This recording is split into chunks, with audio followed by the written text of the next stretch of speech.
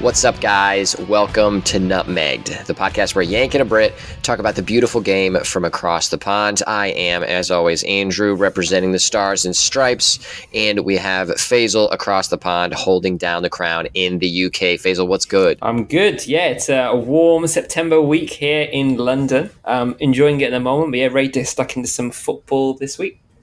Yes, we have a lot of things to talk about because the transfer window has officially shut for the Premier League. Then, on top of that, Manchester United has sucked. So two big topics to break down with different topics inside of those topics and some other fun stuff along the way because the Champions League is now getting started, and we're very excited for the first inklings of that now that we know the groups. But before we do that, let's just talk about transfers. Let's close the door on transfers since the transfer window door has been shut and break that down first. So I have a couple different transfers that I'd like to talk about, and then I'm curious to hear your thoughts on those as well. So first we'll talk about the surprise transfer for us, like the one transfer, whether it's like a club or the player that was transferred that surprised us the most. I'll talk about my top transfer that I think has made the most impact and will potentially make the most impact along the way, and then we can mention maybe some winners and losers as well. All right, so let's talk about the surprise transfer first. I'm going to toss it to you, FaZe, to tell us about your surprise transfer. I've got an interesting one, something that came to me. It came quite late in the week as well, because I was thinking, there's some transfers that you've kind of come in and gone, this seems like a good club, seems like a good fit. But for me, it was the biggest shock for me was probably Ansu Fati from Barcelona going to... Humble old. They are flying at the moment, Brighton Albion here in the UK. And various reasons for that. I mean, not to say the fact the stature of a club like Barcelona, they're coming to Brighton. So first things first, I think when Ansu Fati first came onto the scene, there was a lot of hype. I remember seeing him as being the successor to Lionel Messi. There was a lot of, like I said, hype going around him, and he was going to be the new number 10, essentially. He did have number 10 on his back, but his performances just haven't really been great. And I don't think the manager's really given him a look in, unfortunately, in the most recent games as well. So as not to thinking as well that Barcelona are in some sort of financial troubles that we've all heard in the news at the moment. So I think there's a couple of question marks regarding that as well, regarding Barcelona as a club. And Fati was one of the, I say casualties, but I think he'll be one of the biggest beneficiaries of the big transfer market. We've yet to see him play, but going to Brighton in that 10 midfield role I'm excited by it. Seeing the potential heir to Messi now being in a Brighton team that's got like some Mitoma, for example, in there. Evan Ferguson up front at the moment, flying, I think 18, 19 years old as well. Some great goals over the weekend. So I think, that was my biggest surprise, and I am excited to see him perform, do well. Again, we'll be supporting as well, because it's always great to see, a La Liga prime, let's be real, like coming to the Premier League and in a club which is going to be fighting for top 6, top 4 potentially, with the likes of other clubs. But so that's what my biggest surprise. I think I kind of saw it out of nowhere. There wasn't even no Fabrizio kind of this potential. I just saw him ended up just in a Brighton top, and I was like, whoa, okay, this is interesting. Mine is Ansu Fati. What are your thoughts? Yeah, Ansu Fati certainly made my list because that was kind of surprising, and I'll actually talk a little bit about this transfer in a moment as well. However, how crazy is it that Brighton, of all teams, can now pull players like that? Because Brighton of 2 or 3 years ago wouldn't have been able to do that. That is so cool to see them doing so well as a club, as an organization, and being able to bring in potential stars like Ansu Fati, because he was the promised child. And like you had said, the successor to Messi didn't quite pan out, at least not yet. We'll see if that does change. Maybe this was the move that he needed to jumpstart his career. I hope so, for his sake, because I do think he is a talented young fellow, and I hope he can find his feet. The other one that made my list but wasn't my not suggestion, but my selection was Harry Kane. I think I was surprised when that did happen. We all had thought about it over the past couple of seasons because Tottenham not winning anything, continuing to struggle. And even a couple episodes ago, I yelled at Tottenham and said, figure your crap out, because it just looked like they were a mess. And I said that I would be happy to see Harry Kane go for Harry Kane because it is just a mess at Tottenham. And if he wanted to go pursue that trophy, I can't blame him. And I can't blame him for agreeing to make this transfer happen. I just think it was surprising from the quickness of how it happened and from Tottenham just being willing to let him go. It does make financial sense, of course, because they get the nice chunk of change for him. He's an aging striker, too. He's heading into the twilight of his career, still one of the best strikers in the world, if not the best one. So that was a bit surprising to me. However, that was not the top one that I selected. It was actually one of the first transfers that happened in this window, and it was a Premier League transfer to another Premier League team transfer, and it was Kai Havertz. I think Kai Havertz's transfer going from Chelsea to Arsenal was a bit goofy. So one, they're like rivals fighting for a top 4 spot. So you don't typically see transfers like of that level of a player going between top 4 teams within the Premier League. I thought that was interesting point number 1. Interesting point number 2, he sold for like a decent chunk of change. It was like 65 mil or something like that. I do not think that he was worth at that point in his career coming from Chelsea worth 65. And we're kind of seeing that now. Like he hasn't done a whole lot for Arsenal since making that move. Now Arteta, his structure of his team, he's been kind of sorting things out. He's been putting different players in different places. So maybe he still has a plan for Havertz. I hope so, because I think Havertz is a cool player. He's interesting. He definitely has a skill to make an impact. But I really think that was just such a surprising and almost like an oddball transfer, because I used to think Arsenal had it all sorted out. They overall had a really solid window, I think, from my perspective, and seeing them try to compete with City. But I just think that is the one transfer, especially at that amount of money from that team. It was just a little weird to me. So that was my biggest surprise. I mean, the Havertz one's an interesting one because I feel like, did Arsenal really need a person in that midfield space? I mean, not particularly. Is he an out-and-out striker? That's probably not there. But I think it means more to Chelsea. And I think it's because they want to offload players. I mean, they're in the market buying literally anybody. That's what I feel at the moment. Honestly, literally anybody at the moment. So, and again, they're building a great squad. So that's great to see. But for me, it was more like he's not really going to... Pochettino must have had a word with them going, like, you know, this is not really going to work out for you here at this club. He's not really a midfield. He's not really a striker. Can he play in a false 9? You know, Chelsea have tried it, and it's not really been great. And maybe he's had that goal, I think was Champions League final, I think it was. Kai Havertz must have scored. I'm pretty sure he scored there, and yeah, it was and that's probably where he's obviously a lot of the hype has gone up behind him, but unfortunately it's not really panned out for him. So I do hope he does well. It's always good to see, you know, young, hungry midfielders do well in the Premier League. So it'd be an interesting one to follow. Yeah, I completely agree. So now let's talk about our top transfer. I'll break down mine really fast and then flip it over to you. It's pretty clear to me that there were certainly winners and losers. It's a clear definition. There are certainly teams in the middle that like had a decent transfer window, nothing spectacular. But one of the winners for me overall was Tottenham. I think they had a phenomenal transfer window, and I think actually getting rid of Kane was helpful because that pushed them on to the next level of their adventure, their journey of trying to figure out what the heck they are as a club. Still have ways to go, but looking very solid, especially with the James Maddison signing. That is the top for me of all of the signings that have happened. He has made the most immediate impact and is really one of those pieces in the Tottenham squad that they needed to get solidified. A creative number 10 that can link from that defensive midfield position, from the center back position, and really just spark that creativity as they go into the final third to attack. And you're seeing it. He's scoring goals, creating assists. He is looking phenomenal, and I'm sad that I didn't have him in my fantasy team to start because now he's getting too expensive. Nah, I mean, that makes sense. I think that's a great shout. I think they're one of the biggest winners, and I would, from my side, I would say it's a tough one because there have been a lot of players, and I'm going to go straight for something perhaps that people may not feel might be. I think West Ham have done some pretty good business with the 100 mil they got from Declan Rice. The likes of Ward-Prowse, I think is a fantastic midfielder, and I think players like of his ilk will essentially be able to bring sort of West Ham to the next level, really, and you can see they're flying at the moment. West Ham are in the top. I mean, granted, only a couple of weeks in the top 5 or 6, top 4 maybe. I'm not even 100% sure, but their numbers are looking good. They've got a solid squad as well, which is great to kind of see. They've got goals in that team. They've got people who are building, and David Moyes is perhaps building something. He's bringing in transfers that are really kind of making that change as well, making those evidences, giving the evidence towards it as well. But I think there's one player for me that's really stood out, and I think you'll probably agree with me here in terms of probably been the best transfer so far, and paying dividends in that as well.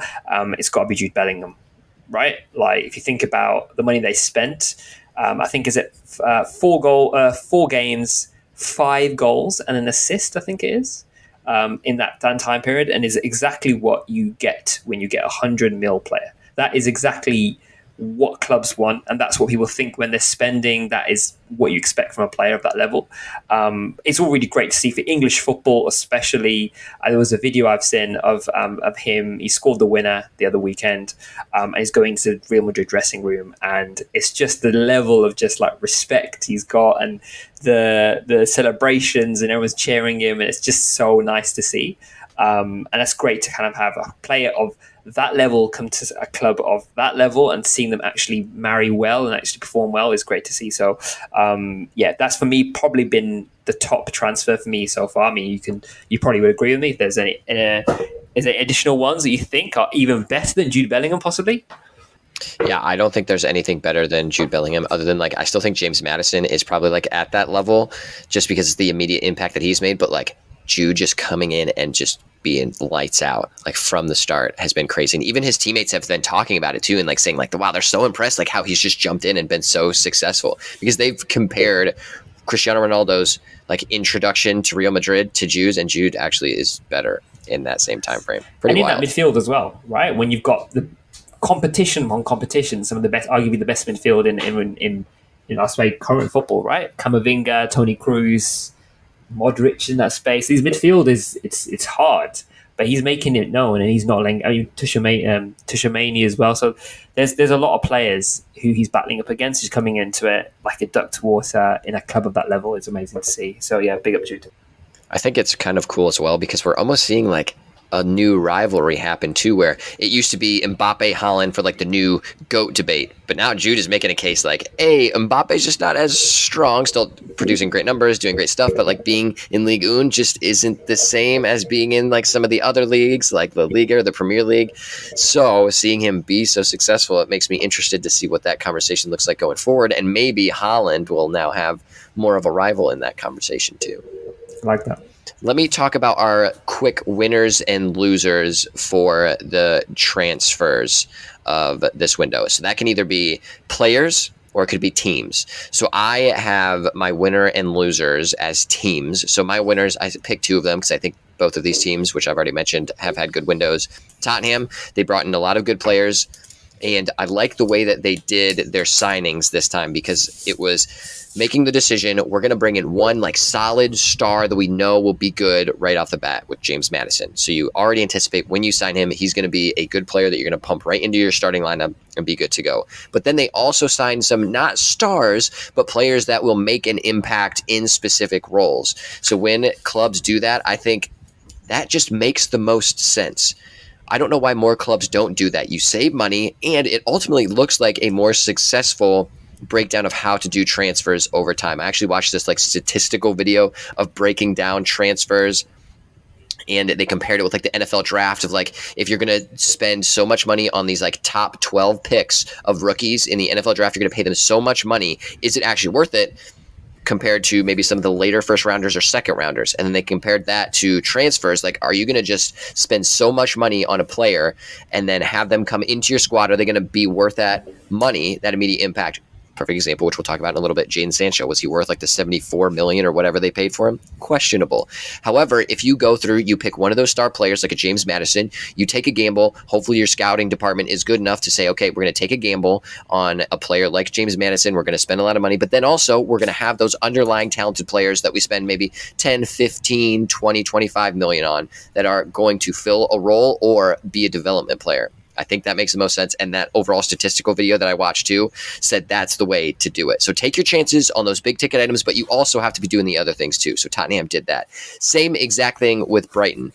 Brighton actually goes more toward, hey, we're going to buy more players that we can develop and fit into our system. And then they're going to be successful in that way instead of buying a bunch of star players. However, they are, like with the Ansu Fati thing, starting to get into a little more star territory, which is really cool because I really do think that Brighton has such an awesome structure, great talent development and recruitment, which is really cool. So one of those players like João Pedro, I think is a great signing. That one is like a striker that has the talent already. You know that he's capable of doing it in the Premier League, but he's also young enough that he can develop. So I think that was a really strong signing. And they also this time went a little bit more in the veteran presence too. So bringing in James Milner on a free as well. So I think that's a good piece of business, along with Dahoud from Borussia Dortmund. That was also a free. So I just think the business that they did was very financially stable, and they filled pieces in the way that they need to keep their squad performing at the best that they are currently doing. So those are my winners. So I think some of my big winners are, I argue straight away, would be West Ham. I think West Ham as a club, what they're doing at the moment in terms of their Premier League performances at the moment, I think there's been a couple of key players to that. I think Ward-Prowse has been a fantastic player for them. I think that transfer he's brought in and that energy he's brought into the midfield, and also his set pieces, I think it's very clear that, and if you're a Premier League striker, you want a player who can hit a ball like Ward-Prowse, getting into those places and getting into those boxes that you can get your head on and wherever it is and get those goals. So I think for me, perfect midfielder, especially for the way in which West Ham play, I think it's completely ideal. I think it's a great transfer. Another person that I've seen that is Mohamed Kudus as well. So Kudus is really good as a play. You see him in the World Cup, play for Ghana, energy, high tempo, played obviously with Ajax and Ten Hag, and those up and down whether he would come into play. And granted, we've perhaps not seen him in the Premier League and whether he would adjust or not, but his burst of pace, his energy, is going to be insane. So I've got massive hopes for him, and I think he will be, I arguably would say, one of the signings of the season for West Ham. So I think that's one player to watch as well. But I think it's some really shrewd business going on with West Ham, and I think that'll be a really big impact for them as season goes on. Another winner for me is, I think we mentioned it already, but I think it is a lot to do with Real Madrid, Jude Bellingham. They didn't. You could argue they're not really done masses in the transfer market, but as a club, when you bring in a player, there's a lot of pressure behind.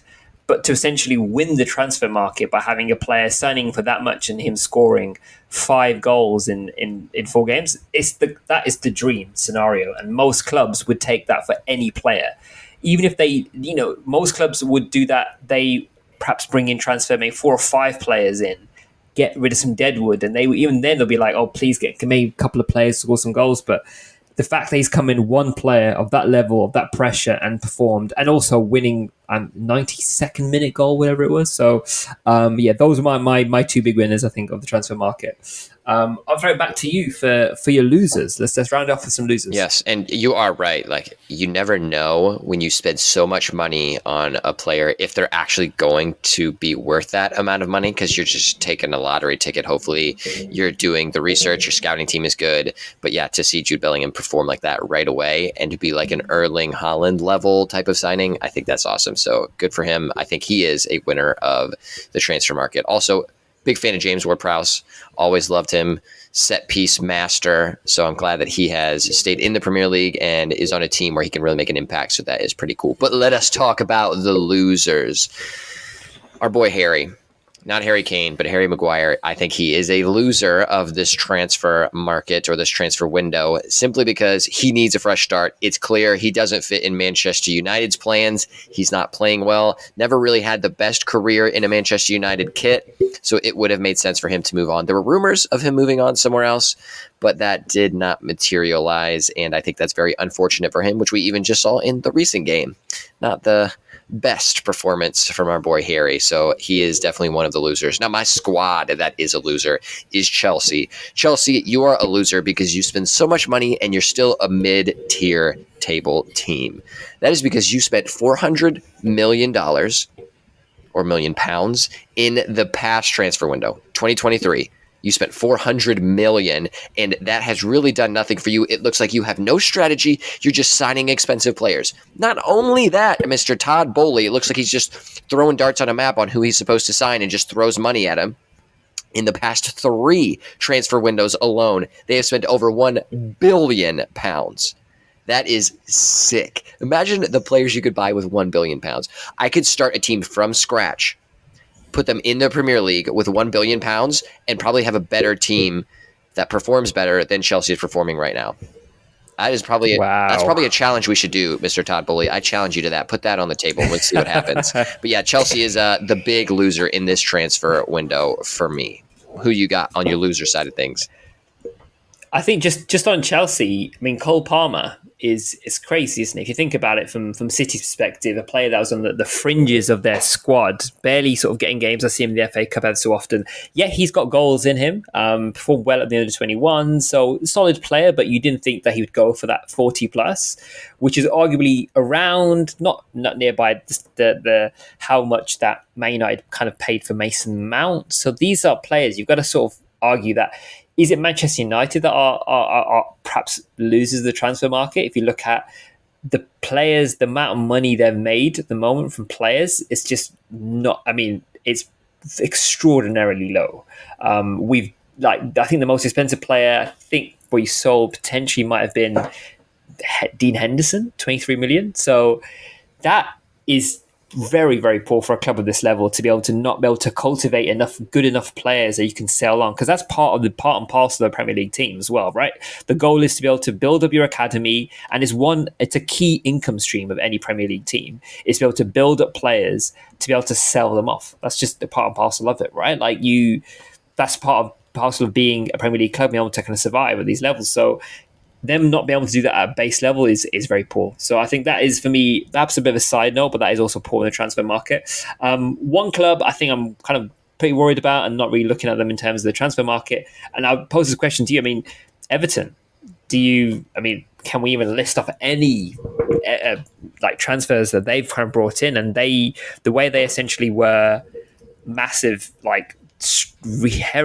horribly struggling in the Premier League and almost survive by the skin of their teeth, and to be given Sean Dyche given no money to essentially just come into the play. And I think there's a couple of players that have been brought in. I think Dan Juma from Tottenham is probably one of the biggest high profile players, you would argue, and also Jack Harrison maybe from Leeds. So these players perhaps aren't going to turn Everton into like a mid-table team, but more's got to be done there. And I think, unfortunately, we're going to find that out as the season goes and progresses. The squad depth isn't going to be there. They haven't really replaced players. I heard that I think Ashley Young has been one of the most players released, so they just haven't got it at the moment. So I think they're the ones to fortunately going to struggle, and that's because they're one of my biggest losers in the transfer market. Essentially, doing nothing is losing. Yeah, that is true. They really have not made any big signings that would make sense for rebuilding the roster, which they clearly need, because they almost got relegated last year and they're in the relegation zone now, which is not the place you want to be. We are early, but I don't see them having the depth, like you mentioned, to be able to turn things around. When you bring in a near 40-year-old Ashley Young at left back at 38, and if he plays even a decent amount, that is definitely a loss in the transfer market, because you can be doing better things than that. It would probably be better to have a younger left back signed that is just more raw and at least play them to get them experience, which they can then develop. Ashley Young, loved him, appreciated him at Manchester United and all that he did. A pure athlete, being able to do what he does in the Premier League at 38, but I just don't think that's the right signing for them and what they need to be doing.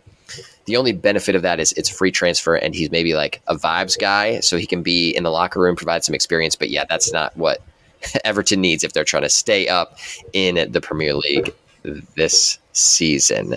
Speaking of staying up in the Premier League this season, hopefully we see Manchester United toward the top, but that may not be the case. We've had quite a bit of drama happen in the past couple of weeks with Manchester United, so let us talk about it. First, Faze, do you want to break down the most recent loss, the 3-1 loss to Arsenal for us? I mean, where do I begin? It's a sickening game, if I'm honest with you. But I mean, I was lost for words watching that, and I think overall, let's begin with some positives. The performance overall, the intensity in the first half was particularly good, right? We can't detract that away. I think the team selection at the beginning was solid. I think the performances in that first half, getting that 1-1 against, Arsenal are a strong team. They're always coming out the traps, running, scoring. They're going to be out here batting every single ball. So I think there were some great performances in that first half. And I was left that half positive, thinking, we'll see what happens, and it's 1-1. not massively great that it was within a couple of minutes of each other scoring. Marcus Rashford, I think it was a couple of minutes between that and then another player scoring for Arsenal. So not great, but second half comes on. I think then it's really kind of goes downhill. I think the intensity from Arsenal, they're all over us. The positive side again was Højlund. I think it'd be good for us to kind of break that down in his performance. I mean, guarantee. I mean, he was only on for I think maybe 15, 20 odd minutes in that second half, but what he did and the hold up play he did was amazing. So from a positive perspective, great to see. But then the true sickening impact of football kind of comes into play here, really, because there's a great bit of midfield work. The ball goes into Garnacho, our winger, the hope of a Manchester United academy. To be able to go on the 85th minute and score in that sort of fashion. As a Man United fan, you're cheering, you're yelling, "This is it!" It's a 2-1, and then it goes to the dreaded VAR, and that is when it just implodes in itself. Unfortunately, it goes against us, and then from then on, the wind's in the sails of Arsenal. You bring on the likes of Johnny Evans to see out maybe a 1-1 that probably Ten Hag is thinking, which I will get onto as we get onto this. And then unfortunately, it's a deflection that sends it Declan Rice into a 2-1. And then that third goal was just bound to happen. We've got about a whole team is in our half trying our best to be able to get into the opposition's half and score a goal. One ball out to Jesus, and then it's a game over, really. So, sickening. Go from 85th minute winner to be ruled out with VAR to then lose 3-1 in that sort of fashion. What are you thinking about that performance overall? Yeah, I am in kind of the same boat. Like, it wasn't a terrible performance in the first half, and you expect it to be good competition when you're going up the likes of Arsenal, because they're going to be competing, hopefully, with Manchester City for the top of the Premier League table this season. So yeah, I agree. I felt the same way. Like, it could have been better, but like, I'm not super stressed out at the moment. But by the time the game was over, I'm very stressed out about that game, the future. I will say there's one little caveat that I do have, and that is, we are so low in terms of having our players on our roster and healthy. So when we need to have Johnny Evans actually play in a game, that is not necessarily the game plan when we sign Johnny Evans. So what the articles I read, he was more so assigning just to be more of that vibes guy in the locker room, helping younger players develop. He's like a really good dude, apparently. So like just a positive guy to have around a club and to be able to fill in those pieces here and there, like when you need him. But to bring him on this early, while he's still just adapting to a new team, even though he's been at Manchester United before, but that is not the type of situation you want to have in your back line. And that would not be the case if we were healthy, because we have a lot of players that are out, and some out with significant time, unfortunately, like Luke Shaw out for months, which just is heartbreaking, especially as a former fantasy owner of Mr. Shaw. So that is sad, but I will say that doesn't fully relieve the disappointment that I have, because we really should be competing much more if we plan to even be in one of the Champions League spots. And that is why I ultimately said we're going to be in that 5th spot. We're going to miss out on Champions League, because this is still such a mess. And I still blame it on the Glazers, which it's easy and fun to blame them for everything because they suck and we all hate them. But it's just such a mess. The sale is such a mess because it hasn't concluded. They're talking about pulling it off, but now they're trying to maybe actually sell because they have this agency that's helping them sell it. It is just so confusing. And then that bleeds down into the team, because no one knows what's happening with the sale. The team is kind of jumbled and messed up, plus then throw in the mix of all the injuries that are happening. It is just decombobulated, and it doesn't make you feel very confident as a fan watching these types of games against these types of opponents. Like, I have no faith that Manchester United will be able to compete with those top 4 teams right now, and that makes me nervous and probably will result in me being stressed out every time I go and watch one of those games, and just hope that maybe by some off chance, just like with a mid-tier team like a Crystal Palace, sometimes they can nip some points from some of the bigger clubs. I feel that way now about Manchester United. Maybe we'll just be able to snag some points from them because we're not going to be competitive enough. It's the sad reality, unfortunately. And I think you've hit the nail on the head there. I think the club in general is disarray. I think there's a lot of question marks about the sale of the club, like you said. But I think that it should not distract from the fact that as a Manchester United team in 2023 against a City team, Arsenal team, Chelsea team, with some of the best players, arguably, we should not be seeing, there's no excuses to be seeing uh, us ending a game against that level with Johnny Evans and Harry Maguire at centre back. I think there's no excuse for it. I mean, they're solid players, but there is no way. We can't be doing that. It's not right. It should not be happening to a club of this level. And Ten Hag has had time to bring in players. And as much as I'm sure Johnny Evans is a great player, we need a better backup centre back, maybe a younger centre back, a 34, I think it is 30 plus. Is not like a safety centre back to have. We don't have time for vibes players in the locker anymore. We need solid centre backs. Let me tell you this. Let me tell you this little fun nugget to like make you even more angry. So this pairing of Harry Maguire and Johnny Evans was the same centre back pairing that Leicester City had in 2018. Exactly. That's awesome. See, this is exactly the issue, and we're playing against teams which should be essentially battling for first place against City. It's honestly it's really sad to see, and I think that's because there's various reasons behind that. But Ten Hag's made a mistake here and should not be giving a year contract, irrespective of how cheap Johnny Evans was. There's got to be better centre backs, younger centre backs that do that. It's also scary that our squad depth means that when Varane and Martinez are injured, our centre backs are basically Harry Maguire and Johnny Evans.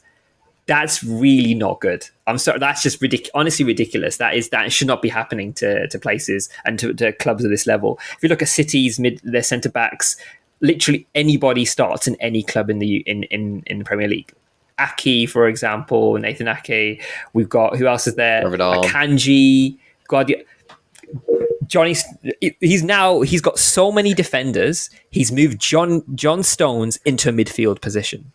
This is what we're dealing with here, and I can't see out that 80 minutes again. I mean, I'm waiting for this podcast to say this because it's ridiculous. I can't watch 80 minutes in to do that again. Amrabat now coming into play. Hopefully that'll be useful, but I can't also see Casemiro running around in the middle of the pitch, trying his best to mop up. It's ridiculous because a player of that level of, granted, maybe I don't know how old he is. He's one of the older players as well. He's one of the old. Not necessarily his prime, still a solid midfielder, but he needs someone in that. So maybe Amrabat kind of sorts that out, and very happy to see that transfer because everyone's seen that one clip where he's chased down. Mbappe, and everyone's like, oh, can't wait for this. So I'm hoping we'll see something from there. And then just the front three missing. I mean, Rashford, granted he got the goal, but some of his touches were genuinely abysmal. Like, actually really poor. I'm seeing he's got the ball. If he looks up, he's got two passes on. I think it's in maybe the first half or end of the mid-second half. And I'm just like, why? Like, he's getting closed out and there's nothing. There is nothing on the left-hand side, nothing at all. And only, like I said, the positive part was Højlund. But the bar is so low with Anthony Martial at the moment. I actually do not know how he's still playing for Manchester United. Agreed. I mean, he cannot hold the ball up. He doesn't fit into this thingy, into this squad. Højlund comes in and he's held the ball for more than 10 seconds. He's getting a round of applause because that's how poor Martial was in that game. And I think there's no excuses now. We've had a transfer market. We've had players come and go.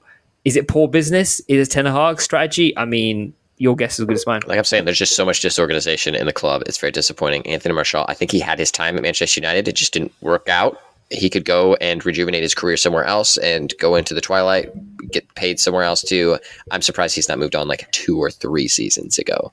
So that is disappointing. I will say Højlund for me looked a little rough, like a rough around the edges. He's still young, so he's still learning. He's just getting into a new system, of course. He's just coming off of an injury too, so a lot of things to go with that. But yeah, he did look strong and interesting and exciting to watch. So there's a cool stat that I heard as well. So the most touches in the final third for Manchester United in that game were Marcus Rashford, but then second was Højlund. and Højlund only played like 20 minutes. So he was the other player playing for just 20 minutes and had the most touches in second place in the final third for Manchester United. That is crazy to me. So that is exciting to see him because he's more of like that rough and tough kind of striker that isn't afraid to get in there, get his hands dirty. So I like that, especially from a coaching standpoint. Like I prefer players that are like that, especially my strikers up top. So that is nice to see. So I do have high hopes for him. Hopefully he can bring in some energy. But the only problem is there's just so much disorganization with this club that I think we're going to screw it up like we've screwed up all the other large, expensive signings that we've had over the years. Speaking of one of those, Mr. Jadon Sancho. I think we paid like £74 million back in the day for that guy who was talking of being worth over $100 million. What do we think about our boy and the drama that's happening right now between him and Mr. Ten Hag? It is actually quite sad because when we bought him from Dortmund and his link up with Haaland, it was like we've got a player on our hands. And I still think he's a solid player. And when he's on form and when he's scoring goals, I think he adds a little something different to our squad and our team. But the news that kind of came out was Ten Hag essentially sort of set out on the news and to journalists that someone asked a question about whether Sancho was injured or there was an issue with Sancho, and he was a friend and said, look, we just didn't enjoy him in training, he just wasn't performing well enough and we've not got him. And that was at a basic level, and I thought nothing of it, and I thought that happens with players all the time, right? You have players that aren't performing, and I thought fair enough, and as Ten Hag I trust the manager, and if he's not is feeling like this player's doing well on the training ground, it's not going to do well on the pitch. Simple as that. And then I think it's a couple of hours later, social media comes into play and there's like a note screenshot, which is another Marcus Rashford classic style like notes screenshot of essentially Sancho refuting those claims and saying, look, that's not what it was like. There's lies being spread around. I'm ready to play. My performance in the training ground were not a problem with training at all. I'm eager to play. Just trying to push all those things away, which seems you're essentially like, it feels for me like a disrespect to Ten Hag to kind of go, my manager is lying. I'm better than that. I'm fine. He should play me. And I feel like that isn't great for a club with a player of that level being so good in the past and be able to and like you said, 70 plus million. So not great. And then, I mean, I don't know where to begin with this because I feel like, number one, should there be disrespect to the manager? Probably not. And then number two, I'm seeing sources come out, and this might be social media, and I'm not sure who leaks and what kind of leaks there are at the moment, but I'm seeing things like, oh, he was always a bit quiet and was a bit reserved. And there were times at training or when he did, there's apparently, there's a social media thing going around at the moment that apparently when he was out in Melbourne doing him and the squad during that kind of summer tour, he went to the journalists and went, don't ask me questions, go to ask Bruno or Rashford the questions, don't ask me. So it was a bit, and there's maybe these reports are being leaked, and there's a video I think I've seen as well of Sancho. It's like Sancho's in the background, granted, but it's like a little training run, and someone's dropped the ball somewhere. And I think one of the managers has gone, look, I need 5 press ups, and Bruno Fernandes is like, he's in the front, and you can see him dropping clean 5, and you see just in the background, Jadon Sancho just on his just doing real quick, very. I mean, they don't even count as a single push-up. So a couple of question marks regarding that, but it's overall not great for the club or for Ten Hag or Sancho at the moment. What are you thinking? I am disappointed overall because it's another example of we spent so much money on this player and didn't really have the plan or know the demeanor of the player or the chemistry ability to fit in with the club. I just don't think that our scouts did their research, because it does sound like Sancho has always kind of been this way, like not in the spotlight. He's just not an extrovert, which you kind of have to have some of those skills if you are going to be like a high level performing soccer player. So I've heard a lot of the same reports and read some of those articles too, where it just sounds like he's just not about it and doesn't give off the vibe that he's about it. And there was this quote from Pep Guardiola. So Sancho was in the academy or something at Manchester City. And when he was 17, Guardiola and him. There was a contract standoff between City and Sancho, and Guardiola ultimately had conversations with him and said, like, yo, what's going on? Let's figure this out. It came down to Guardiola saying he just didn't want to fight for a spot in the City lineup. So that, to me, if Pep Guardiola is saying that, one of the best managers ever, then you would think Manchester United would have done the research to know that player just maybe doesn't have the fire to compete as is necessary in the Premier League and in a team like Manchester United. So that is sad to me because I really do think he could be an awesome talent, but some players like that just don't have the fire of like actually trying to go out and to make that happen. So that was disappointing to me. I really think that Sancho should probably move on. I hate to say it because it's another wasted transfer, but I think that really is what's going to happen, unfortunately. It is gutting to see a player of that level, especially an young England player as well, of that level, to those claims kind of come out and that pressure's on him, but he's not really performing. And I've also read those kind of that was stuff about Guardiola as well, and it is kind of sickening to see those things. But for me, I question mark Sancho's approach to doing that kind of notes thing on social media. I just don't know whether he had a publicist or he has someone like a management, whether I just feel like, yeah, if he doesn't, he needs one, because I just feel like that approach is just really like, it's just poor. It's poor, because what you should do, in my opinion, is to have a chat to Ten Hag afterwards and go, 100%. Hey, look, if you had a problem with my performances, my training, you should come and chat to me about it. Maybe can you not do that? Or number one, is it also an opportunity? Perhaps Ten Hag saw, look, I've tried all I can with Sancho. I've tried to bring him into play. He's just not performing as should be. I'm going to call him out, and I'm proud to do that. And we and how I know this as well is we all of us, most of our listeners will play FIFA, career mode of FIFA, right? And as you're going, you can see whether the manager or whoever it is, you can use like a hot or cold or like a neutral.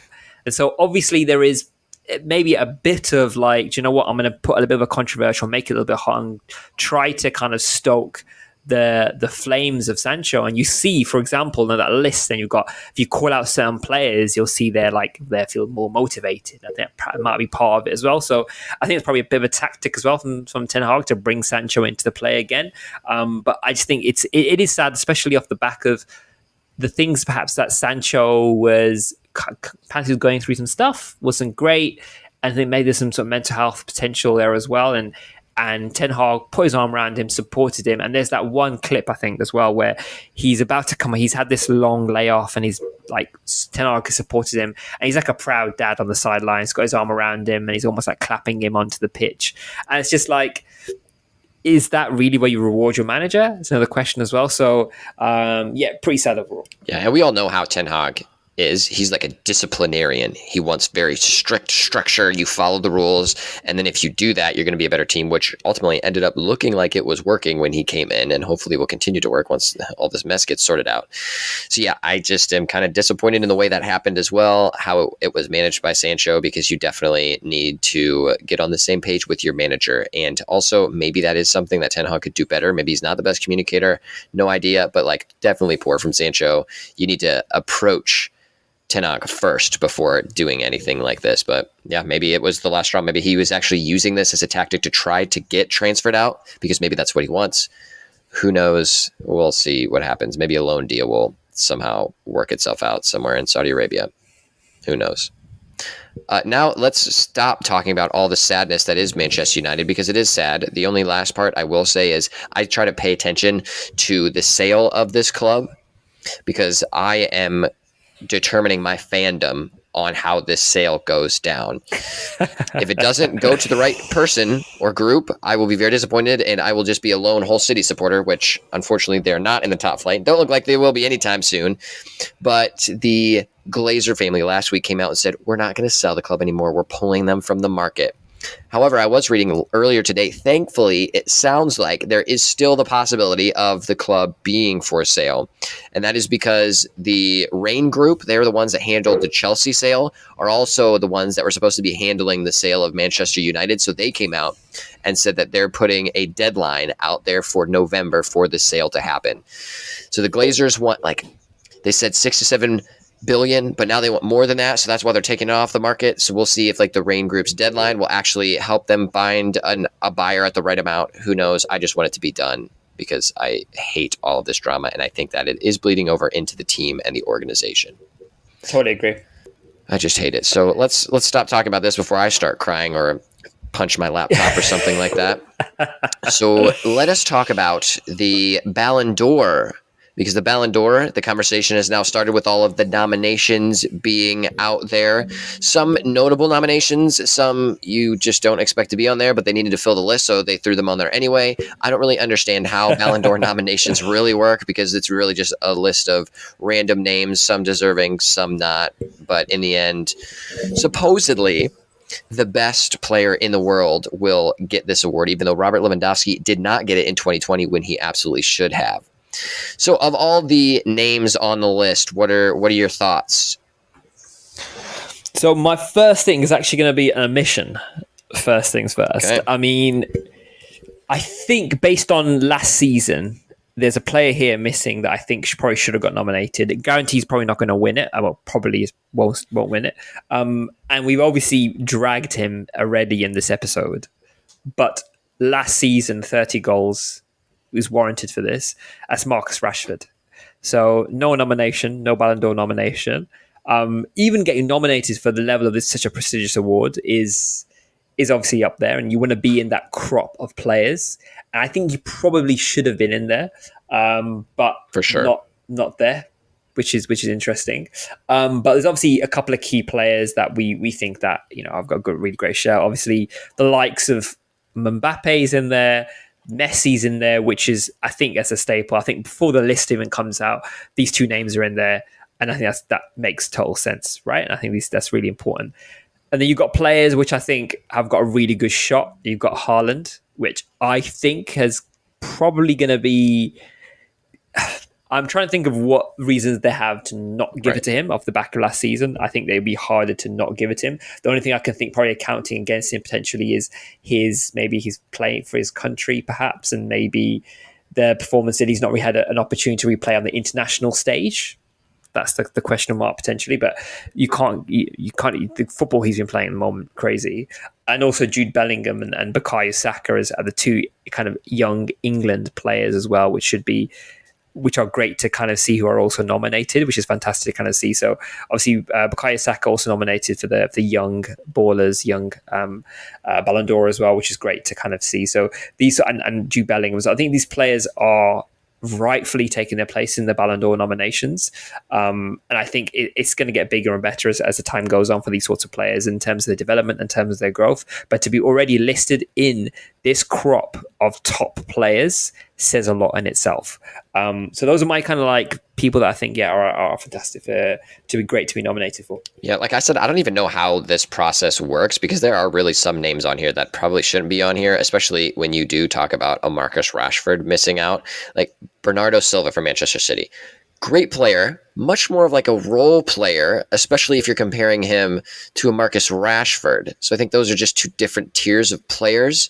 Granted, maybe it does help because he plays for Manchester City and they won the treble. So, like, does that outweigh the performance of Manchester United because they didn't do as well? So then Marcus Rashford maybe doesn't get rated as highly in this thing. Like I said, I have no idea how these nominations work. I should probably look it up at some point, but I really only pay attention to the Ballon d'Or once it comes down to like your top tiers. Some notable names that I am looking at: Robert Lewandowski. He should have won the Ballon d'Or in the previous season. It just didn't because it was the COVID year and they decided to not give out one, even though like big chunks of seasons were played anyway. Don't get me started on that one, but Robert does make this list. Antoine Griezmann is an interesting shout. Like, ended up kind of resurrecting his career in the World Cup, playing really well, and then ends up playing really well back at Atletico Madrid. So that's kind of cool to see him on there. I am a big fan of Griezmann, but an interesting shout there. You have Victor Osimhen, of course, from Napoli. So that one, I think, is probably one of your finalists, or should be in that conversation for being one of the finalists. You have the returner, the current holder, Karim Benzema. I don't know if he's had quite the season that he needs to be a repeat, but certainly worthy of being on there. And then you have someone like Gvardiol, the new center back for City. Definitely great in the World Cup, but like, is he one of the best like center backs? Has he been tested well enough to be on this list? Questionable. And then probably the first ever MLS player to be on the Ballon d'Or nominations list, Lionel Messi. Just kind of happens that he ends up being in the MLS after having a crazy season and World Cup and holding down the fort with that trophy. So those are your nominations. I still go with the big prediction that I think everyone else will say. Haaland should win. I think it will now be down to Messi and Haaland, but really the season that Haaland had is just not comparable. And he's broken so many Premier League records. Like that's just how it should be. Haaland should win. End. So I've just doing a bit of research in terms of how these players end up winning. So it is very much like so just from a bit of research here. So the Ballon d'Or, the winner of the Ballon d'Or is decided by 100 journalists from FIFA's top 100 top ranked member nations. So that's the first thing. So it is very much like a journalist. It's essentially that's the shortlist of it. And each journalist makes their top 5 picks from the 13-man shortlist, with each ranking earning a different points value number of votes. So they also get 5 players. And I'm always, when it comes to like when I think about voting, I feel a lot of it can be, you can. Here in the UK, it's called like nobbling. It's a weird terminology, but essentially it's a term in like a legal term where it's called nobbling the jury, where you kind of speak to them and kind of go, hey, look, it's not necessarily, it's kind of chatting to them, talking about the potential outcomes of it and nobbling the jury essentially. And I think there's if you've got humans who are just journalists, and is very much, and I would be interested to speak to a journalist who has the right to vote in this area, and what is the conditions, what are the terminology, how do they pick their top 5? Now is that, and also why I feel there's a bit of a question mark around this is because each journalist will have a different thing, right? Each journalist will have a different way of actually figuring out how they put their top 5 votes to. So it isn't technically, it all depends, very subjective. It depends on that. So they may see, someone may be, for example, well, I don't think a goalkeeper will ever, probably most likely ever win a Ballon d'Or, just because it's so goal created, like so driven in that area. I just don't think it will work in that space. So is there going to potentially be journalists who are leaning towards more defensive players? Are there more journalists leaning towards more attacking players? And are journalists going to be like, well, Haaland makes a bigger headlines, let's give it to Haaland. So is it a case of that kind of balance? But as you can see, the players on there, every player I think has got something. I think every player warrants them to be in there. That makes total sense. And I think it's going to be interesting one to see. I think end of October, I think, is when they announce the winners. And it's always a really interesting time. It's always good on social media. It's always a really interesting watch in terms of what they do and how they do it. So that'd be one obviously, one video to watch as well. So that'd be an interesting one for us to look back on this come November and break that down. It is curious to see the selections and the different positions. I wonder if they're like positions that all these people agree that they need to at least include a couple keepers and a couple defenders. However, a defender has won the Ballon d'Or before. In the 70s, Franz Beckenbauer, he was actually the first defender ever to do it, and that was in 1972 and 1976. And then the fellow German, Matthias Sammer, he won the Ballon d'Or in 1996. And the last defender to win the Ballon d'Or, and the only non-German of the defense to win was Fabio Cannavaro in 2006. So, of course, Italian centre-back. Defenders, they're possible, but definitely not as popular, clearly, by that statistical margin. So just thinking about the main criteria, so there's 3 main criteria that the juries have here in terms of making their decisions. So number 1 is individual and collective performance from the previous season and a player's class and their career. So, I mean, that's an interesting one for us to unpick as well, because if you look at it, Haaland, maybe his career is still quite early, so does he win off the back of that? Is there certain players, maybe previous season, that makes total sense. So, what do you think about those 3 areas? What do you think about those criteria potentially? Yeah, so when you said that, I was kind of like comparing Haaland and Messi in my head. So like Messi, certainly the class element, he's just always been such a high quality performing player, but then also at the same time, like he carries himself in a positive way. If you even compare him and Cristiano Ronaldo, like Messi wins on just being like a kind of a better person. I'm sure Cristiano Ronaldo's a great guy, but like the way that Messi carries himself and treats his players, his teams, he just seems like he has more class than Cristiano Ronaldo. So that's pretty solid. What do you think about that comparison? I mean, I totally agree. I think Messi had a poor season in PSG, and I think what it is a lot to do with is Messi, Ronaldo will always be a comparison. And I think they're individually in leagues of their own. And I think there's always comparison. But as players, what they've done for football in general and what they've done for their respective clubs as well is huge. So I think there will always be a debate, but I think I saw it today. You can love Messi and also love Ronaldo. And I think for me recently, I felt I wasn't. I mean, Messi was obviously an incredible player, but I never really was a massive fan of Messi or felt any form of like connection to Messi. I was already Ronaldo, and I was thought if there's any kind of, if I had a five-a-side, for example, Ronaldo's got to be in there because I would take Ronaldo over Messi because of I needed someone to galvanize the team, vocal leader, who can just come out with a brilliance, heading quality, and maybe think about Messi. Recently, Messi come into more of my mind because what he's done for the MLS in general, right? What he's doing for football, and to top it all off, the World Cup that already gives you that goated status. There's in my comparison now they're in different leagues of their own now. Yeah, I was the same. I would always like kind of lean toward Ronaldo, but now I really think Messi is just in a league of his own, just by winning the World Cup and the way that he carries himself and continues to compete at such a high level. And it's like fun to watch him now. Like I've even thought about buying a Messi kit just because I think he is so cool now, and seeing him in the MLS is quite exciting. And even those three characteristics of the Ballon d'Or, like all of those put together, I still get confused because it would seem to me that those aren't weighted all the same, because if it is class, like Cristiano Ronaldo doesn't really have a ton of class in terms of, at least later in his career, the way he acted leaving Manchester United, like that is just not a classy move. He was always much more of that like up in your face, really confident kind of guy, where Messi just like kind of holds his own, a little bit more reserved, measured when he makes comments. So it just seems like class maybe isn't really thought about as much when selecting a Ballon d'Or winner, at least in recent history. Maybe that is not the case. Granted, I still think that all of those three things put together, Haaland should still win this year. And if it doesn't happen, I'll just be angry and tweet about it again, just like when Robert Lewandowski didn't win. Because Lewandowski, another great example, has class as well to his game, also just super competitive and a great career. So that would have made sense. So I have no idea why he was not selected for the 2020 winner, even though I know the seasons were cut short for COVID. I will still always yell about that one. Speaking of great players, let's end our episode talking quickly about the Champions League draw. So Group A is where Manchester United find themselves with Bayern Munich, SC Copenhagen, and Galatasaray. How does that group look to you?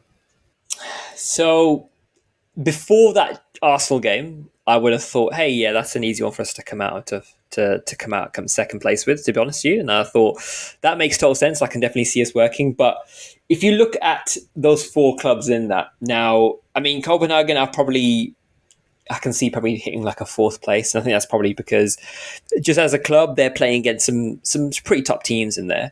I'm going to put, I think Bayern Munich will probably just go through clear in that and very comfortably. And then you've got Galatasaray and Manchester United. Now, have you, and I'll put this question back to you, have you seen recently this Galatasaray team?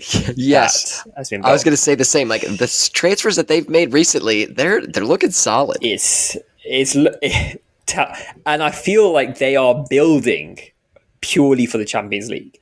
I actually, now on reflection, actually can't see them not going out and not going through the group stages. So I think it's going to be a very interesting one. And the games to really watch in that are going to be the Manchester United Galatasaray games. That's as simple as that. I think whoever wins out of those games is going to go second. And that's as simple as that. Because I feel like Bayern Munich clear through.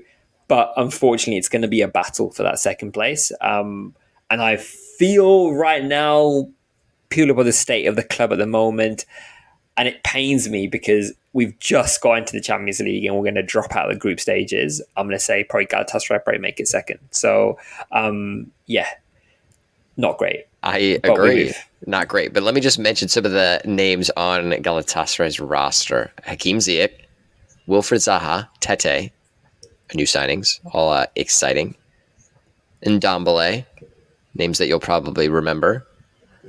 Angelino, Dries Martins, Lucas Torreira, Sasha Bowie, Davinson Sanchez from Tottenham, the center back. All those names are like competitive players that could be competing at like higher levels for sure, that, other than just Galatasaray, which is still a competitive level in and of itself. But like that is a pretty intense roster. So I really do think they have the experience and the talent to make a run in the Champions League this year. Icardi's in there as well. Maurizio Icardi, who they've just literally bought outright. I think he was a loan player originally. So they've got, was touted one of the best strikers as well. So it's going to be an interesting game. And to top it all off, and you must have obviously know this, like Galatasaray Stadium, the home stadium at Champions League nights, is an absolute cauldron. And if you see some of the motifs, the energy, the flares on a Champions League night in Galatasaray, like in Istanbul, it's a city comes to a shutdown. It is honestly like, and I think I saw one.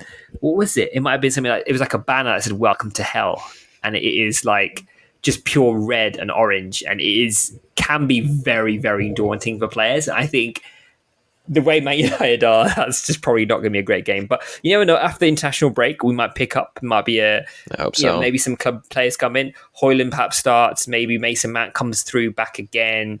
We're hoping for more of that.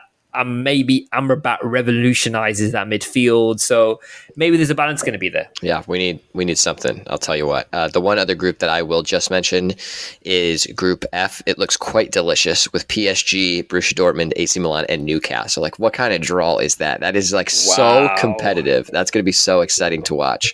And then I feel for Newcastle there. I do. It is because now they're a part of it, and they're like, yeah, we're in the Champions League, and then you get put into that group, like. That is a hard time. So those will be some exciting games to watch. There's the thing like everyone says, oh man, Champions League draws are rigged because Manchester City is in Group G with RB Leipzig, Red Star Belgrade, and Young Boys. So that'll be should be a pretty easy cakewalk for them to get into the round of 16. But even if some of these clubs, for example, that perhaps don't make the group stages, they then drop into the Europa League. And in the Europa League, you have clubs like your Liverpool in there. You've got your West Ham in there. It's not going to be an easy ride, right, to drop into the Europa League. Some back in the day, you probably think, we'll get the Europa League. Maybe we can win the Europa League. But that's going to be tough as well. There's definitely going to be players and definitely clubs in the Europa League, which are going to be interesting. So the likes of, for example, like this, I think even Group B seems not massively competitive, but Sevilla, Arsenal, PSV, and Lens as well. So there's probably a couple of clubs, 2 or 3 of them that perhaps could maybe make a good go at it. One thing I think was going to be an interesting group as well, specifically, is this Benfica, Inter Milan, RB Salzburg, and Real Sociedad. Now, again, they're all solid teams that on their day can have a great match. So I think and Inter can have some really bad performances in the Champions League as well. So this whole Benfica, Inter Milan, Salzburg, we know what they're like in the German league at the moment. So it could be a fairly good group. So that's Group D at the moment as well. So I reckon that's one to watch as well. Yeah, that's good stuff out there. So we are excited for our Champions League matches coming to us very soon. Now, to close off our episode, dear good sir, I would like to hear your nutmegged for this episode. Yeah, so mine is relating to a transfer that didn't happen, unfortunately. It's quite difficult. So there's a player for Fulham called Paulinho, and there's question marks about him potentially being transferred over to Bayern Munich. And what had essentially happened is, I think they'd pretty much sealed the deal. So what had happened is, Bayern Munich had basically confirmed they were happy to go ahead with it, and he'd actually flown out to Munich and was all set to sign. But then, unfortunately, and this is what's hard, is Fulham weren't able to, and this is, bear in mind, the important thing is this was during the final actual transfer deadline day. So he's travelled over there to Bayern Munich, ready to go. And unfortunately, Fulham couldn't find a replacement. So they actually had to fly him back to the UK back to Fulham. Now, you imagine how that would be for a player and how you'd feel like you were about to go to Bayern Munich, you're all set. And then, unfortunately, just because your club has not been able to find a replacement for you, which isn't your problem and not your fault. That's you're in. You're not obligated in any way to ensure your club has a replacement for you. You should be able to go. So it's a big nutmeg on Fulham. Essentially, is why you're letting a player who goes from Fulham to Bayern Munich and is literally in the airport in Munich, ready to sign paper, and then you're bringing him back. So, that's unfortunate, sad for Paulinho, and also really poor and nutmeggy of Fulham. So that's mine. That is pretty disappointing, especially you're that player. You're ready to start your new career somewhere else for like a really important, high-quality team, and then you get pulled back to Fulham. Sorry, Paulinho. Sorry about your luck on that one. My nutmegged of the week involves something we've already talked about. One of the losers of this episode, Chelsea. So Chelsea currently sit 12th in the table. Conveniently, they also finished 12th at the end of last season. So my nutmeg is, wow, you're going to pay $1 billion over the past 3 transfer windows to finish 12th last year and sit 12th currently. Todd Bowley, you are a clown. I appreciate all the craziness that you're doing, my fellow American out there. I would love to own a Premier League club too. I feel you on that one, but just throwing money around like a crazy rich Scrooge McDuck probably isn't the right method. I do get the entertainment value for this, and maybe that's part of the strategy, but that is just goofy. You're wasting money, and you're hurting a lot of fans in the process by not actually doing some type of strategy to make your team legitimately better. So, Chelsea, you are my nutmeg of the week because your transfer strategy is just some trash. Love that. Well, makes total sense. It is what it is, man. That is just very disappointing to see from such a important, like, top tier club. You think it would be better. You think they'd have some better staff to make some better decisions for that, but who knows? Who knows what Todd Bowley has planned? Well, all right, fam. We are out. Thank you for joining us. We will see you in about 2 weeks. Before then, make sure to jump on our Instagram account at Nutmegged Podcast for some great clips. You can also DM us there with your listener questions, and hopefully you're able to get on a pitch somewhere out there. But remember, just don't get nutmegged. Peace. See you later, guys. Have enjoy.